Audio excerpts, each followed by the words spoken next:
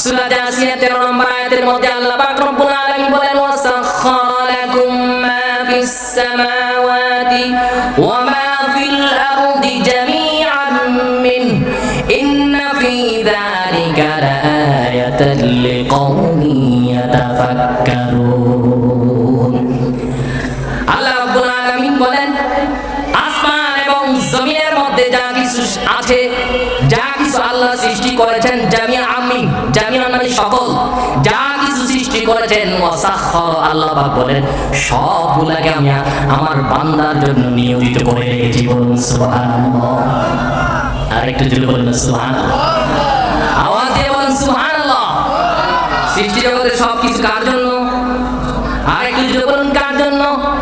আমি যদি একটু কোরআন থেকে ব্যাখ্যা দেই, কোরআন থেকে যদি আপনাদেরকে একটু শোনাই, তাহলে বুঝতে পারবেন যে কি কি জিনিস আল্লাহ পাক রব্বুল আলামিন মানব জাতির জন্য এই পৃথিবীর মধ্যে কত নিয়ামত তৈরি করে রেখেছেন বান্দার জন্য। এই জন্য আল্লাহ পাক রব্বুল আলামিন পবিত্র কোরআনের মধ্যে বলেছেন ওয়া ইন তাউদ্দু নি'মাতাল্লাহি লা তুহসুহা ইন্নাল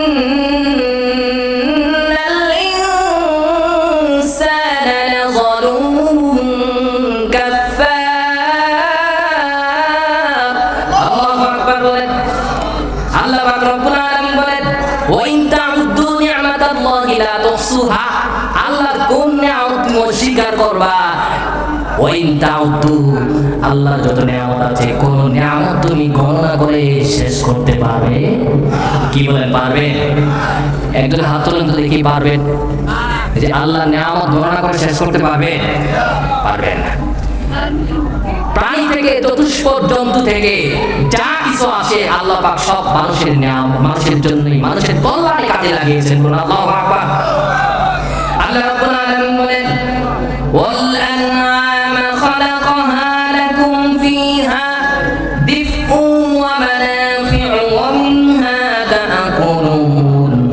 আল্লাহ রাব্বুল আলামিন বলেন আল্লাহ তাআলা চতুষ্পদ জন্তুকে সৃষ্টি করেছেন, লাকুম ফিহা দিফউ, চতুষ্পদের জানোয়ারগুলো সৃষ্টি করেছেন, যত প্রাণী আছে এগুলোকে সৃষ্টি করেছেন। কারণ কি? লাকুম বিহা দিফু, যেন এগুলা দিয়ে তোমরা শীতের পোশাক, যে শীতের পোশাক বানাইতে পারো, শীত যেন তোমাদের গায়ে না লাগে, উপকরণ বানাইতে পারো। বলুন সুবহানাল্লাহ।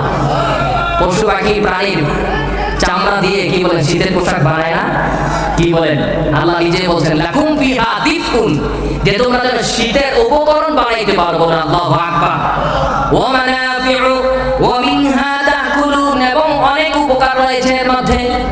ওয়া মিনহা তা'কুলুন, শুধু উপকার নয়, শীতের পোশাক নয়, শীতের উপকরণ তোমরা বানাও না। ওয়া মিনহা তা'কুলুন, আমরা গরু খাই কি খাই না? ছাগল খাওয়া হয় কি হয় না? হাঁস মুরগি খাওয়া হয় কি হয় না?